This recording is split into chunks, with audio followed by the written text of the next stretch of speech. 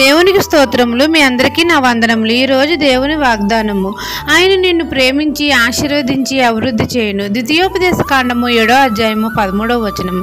సైన్యములకు అధిపతి అయిన యెహోవా మనల్ని ప్రేమించి ఆశీర్వదించి అభివృద్ధి చేస్తాను అని దీవిస్తున్నారు. మన ప్రభువు నుండి మనకు ఆశీర్వాదము, అభివృద్ధి, దీవెన కావాలంటే మనకు హృదయశుద్ధి కావాలి. మనం అందరం పవిత్ర హృదయం కలిగి జీవించాలి. ప్రేమ, సమాధానంను వెంటాడాలి. అప్పుడు తండ్రి మనల్ని ప్రేమించి ఆశీర్వదించి అభివృద్ధి చేస్తాడు.